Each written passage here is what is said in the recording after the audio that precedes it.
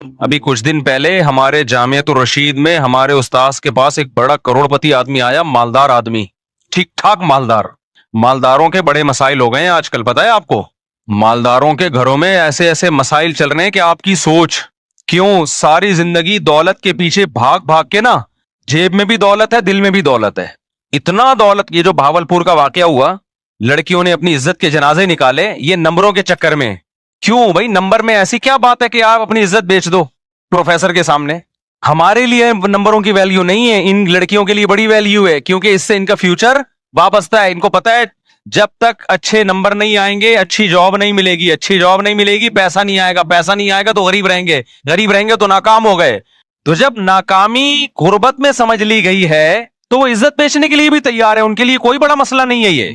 وہ دوسرے کی جنسی تسکین کے لیے بھی تیار ہے، بس پکڑے نہ جائے، پتہ نہ چلے، چھپ کے سب کچھ ہو سکتا ہے۔ یہ ہماری یونیورسٹیوں نے ذہن بنایا ہے لوگوں کا کہ پیسہ ہی سب کچھ ہے، خدا کا خوف، اللہ، آخرت یہ یونیورسٹیوں کے ٹاپک ہی نہیں ہے۔ نہیں یہی بات میرا خیال ہے۔ مجھے بہت لوگوں نے کہا بھاولپور یونیورسٹی میں ایسا ہوا، بیان دیں۔ میں نے کہا کیا بیان دیں؟ ایک یونیورسٹی میں ہو رہا ہو تو ہم بیان دیں نا۔ تو پتہ نہیں کہا کیا کیا ہو رہا ہے یونیورسٹیوں میں، تو بہت کچھ ہو رہا ہے۔ جب آپ نے دماغ یہ بنا دیا لڑکیوں کا کمپٹیشن، نمبر، ترقی ترقی ترقی ترقی، بس تو اس کا رزلٹ تو یہی نکلے گا۔ یورپ میں تو اس سے بھی آگے ہوتا ہے، آپ کیا سمجھ رہے ہو؟ ان کے لیے تو یہ چھوٹے چھوٹے مسائل ہیں، ان کے لیے تو یہ مسئلہ ہی نہیں ہے نا۔ اگر ان کو اس پہ وہ تو کہتے ہیں تو یہ تو پتہ نہیں چھوری باتیں، یہ پاکستانی لوگ اس طرح کی باتیں کر کے ڈپریشن میں جاتے ہیں، ان کے لیے تو یہ بہت چھوٹے مسائل ہیں۔ تو وہ تو اگر مرضی سے ہو رہا ہے وہ تو پھر سب کچھ جائز ہے ان کے ہاں۔ تو جب آپ نے ہر چیز، دولت کو، پیسے کو، عزت کو، شہرت کو، اور وہ نمبروں سے ہی ہو رہی ہے۔ ایک یونیورسٹی کے طالب علم یا طالبہ کے لیے سب سے زیادہ ویلیو کس کی ہے؟ نمبروں کی ہے۔ تو نمبر اس کو مل رہے ہیں تو آخرت کا کہاں سے خوف ہوگا اس کے دل میں؟ وہ تو کہیں گے ہم ناکام ہیں اگر ہمیں نمبر نہیں ملے۔ تو میں بتا رہا تھا وہ کروڑپتی تاجر آئے ہمارے استاد سے ملے، انہوں نے بتایا کہ میں اس قدر ڈپریشن میں ہوں کہ بتا نہیں سکتا۔ انہوں نے کہا میں نے ساری زندگی بیوی کو اچھا کھلایا، اولاد کو اچھا کھلایا، اب تنہائی میں سسکیاں لے رہا ہوں، کھانستا ہوں تو کوئی پانی کا پوچھنے والا نہیں ہے۔ سمجھ میں آ رہی ہے بات کہ نہیں آ رہی ہے؟ کھانستا ہوں نا، کوئی بیٹے کو یہ توفیق نہیں ملتی کہ پوچھ لے ابا پانی تو نہیں چاہیے، حالانکہ اس کے احسانات اپنی بیوی بچوں پہ ایک غریب آدمی سے کئی گنا زیادہ ہیں۔ لیکن بیوی کو پیسہ کھلا کھلا کے پیسے کا ہوس دل میں ڈال دی، اتنا پیسہ ملا بیوی کو کہ وہ سمجھنے لگی کہ دنیا میں سب کچھ کیا ہوتا ہے؟ پیسہ۔ خواہشات پوری ہو رہی ہیں نا۔ بچے بھی ایک آدھ، بچے زیادہ پیدا نہیں کیے تاکہ ان کو زیادہ پیسہ کھلاؤں میں، تو بچے بھی ایک آدھ ہیں، اور وہ ایک ہی، جب وہ بھی پیسے کا مریض ہے، اس کو پتا ہے میرے باپ نے نسل کیوں روکی ہے؟ پیسہ بچانے کے لیے۔ تو پیسہ بچانا اصل مقصد کائنات ہے، لہذا ہم بھی کیا کریں گے؟ پیسہ بچائیں گے۔ تو پیسہ تو بھائی اولاد پہ خرچ کرو تو بھی کم ہوتا ہے، باپ پہ خرچ کرو تو بھی کم ہوتا ہے۔ نہیں یاری کھوپڑی شریف میں بات؟ بھائی جب بچے روکے جائیں گے اس لیے کہ اولاد زیادہ ہوگی تو ان پہ خرچ ہوگا، جب خرچ ہوگا تو پیسے کم ہو جائیں گے، تو وہی فلسفہ تو ابا پہ بھی آتا ہے نا صادق۔ تو پھر ابا پہ بھی خرچ کرنے سے کم ہوتے ہیں تو بیٹے پہ خرچ کرنے سے بھی کم ہوتے ہیں، تو نسل روکو۔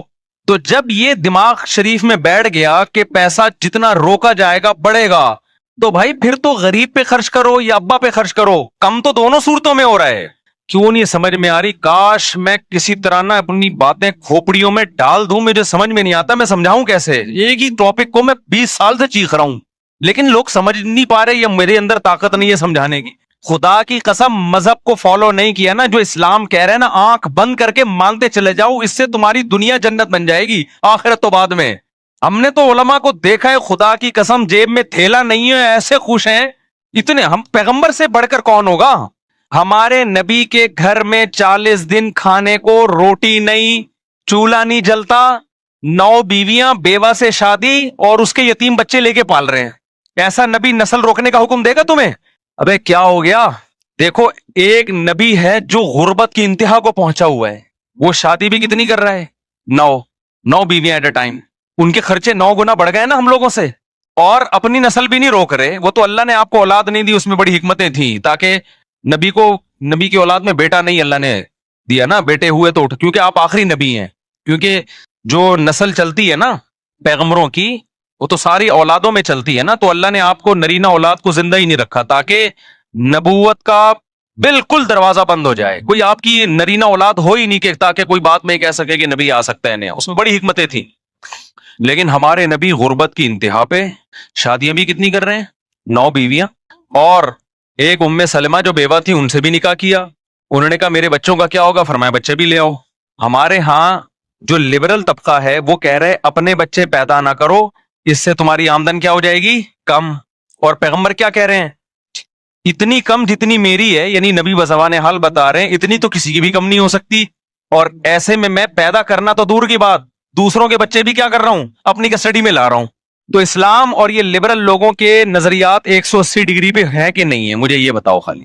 تو اسلام کیا سمجھانا چاہ رہا ہے پیغمبر کی سیرت سے؟ بھائی پیسہ کماؤ, فکر کرو, لیکن انسانوں پہ خرچ کرنا مت چھوڑو. نہ انسان کی نسل کو روکو یہ سوچ کے کہ کھا جائے گا ہم سے, نہ ماں باپ پہ خرچ کرنا روکو یہ سوچ کے کہ کم ہو جائیں گے.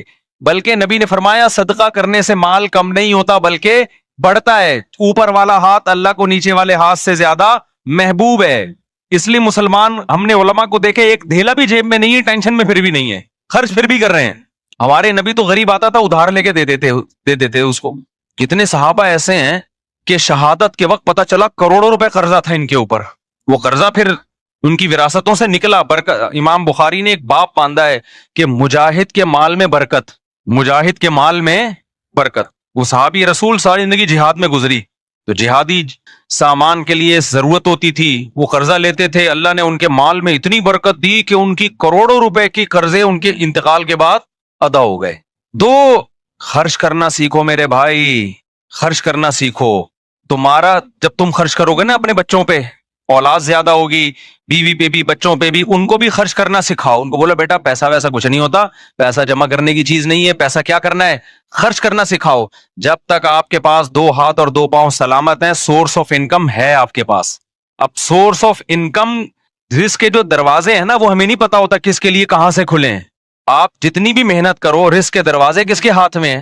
اگر محنت پہ ملتا تو مزدوروں کو زیادہ ملتا, اور جو گھروں میں پڑے رہتے ہیں ان کو کم ملتا. ہم تو دیکھ رہے ہیں کسی کے لیے رزق چھپڑ پھاڑ کے آ رہا ہے, وہ محنت بھی نہیں کرتا, اور کوئی سارا دن پلاننگ کرتا رہتا ہے, پھر بھی وہیں کا وہیں بیٹھا رہتا ہے. تو آپ اللہ کی بات کیوں نہیں مان لیتے بھائی؟ جتنا ہے ہم نے کیا کرنا ہے؟ اللہ کے لیے خرچ کرنا ہے. تو اللہ کی بات مان لو اور اللہ پہ کیا کرو؟ توکل. پھر اگر غربت بھی آئے گی تو آپ کہو گے مجھے کس نے غریب رکھا ہوا ہے؟ اللہ نے. تو میں اس تقدیر پہ راضی, کیونکہ میں دنیا کو مسافر خانہ سمجھتا ہوں. لیکن ہوتا یہ ہے کہ جب آپ خرچ کرنا شروع کرتے ہو تو اللہ غریب رکھتا نہیں ہے, دیتا رہتا ہے. میں تو ایک مثال دے رہا ہوں کہ بالفرض غریب ہی ہو جاؤ گے نا, نہیں آئے گا نا, تو کس کے لیے کر رہے ہو بھائی؟ وَلِلَّهِ خَزَائِنُ السَّمَاوَاتِ وَالْأَرْضِ, جس کے لیے آسمانوں اور زمین کے خزانے ہیں, وہ پھر بھی تمہیں غریب رکھ رہا ہے جبکہ وہ دے سکتا ہے. تو اس کا مطلب وہ تمہیں آزمانا چاہتا ہے, اسی میں تمہاری خیر ہے. تو کوئی بات نہیں یار. دیکھو ایک غریب بچہ ہو, اس کا باپ بڑا کروڑ پتی ہو, تو بچہ غریب ہونے کے بعد بھی ٹینشن نہیں لیتا, کہہ رہا میرا باپ کے پاس بہت پیسہ ہے, وہ مجھے ضائع نہیں ہونے دے گا. اب اگر میرا باپ مجھے پیسے نہیں دے رہا, اس میں میری اصلاح ہے. بچے بعض دفعہ پتا ہوتا ہے ابا کو, میں اس کو پیسے دوں گا, چھٹے لگانا نہ شروع کر دے, کہیں یہ گٹکا نہ کھانا شروع کر دے, تو ٹینشن نہیں لیتا. کہتے بھائی میرے پاس وسائل بھی ہیں, ذرائع بھی ہیں, میری جیب میں نہیں, ابا کے اکاؤنٹ میں ہے.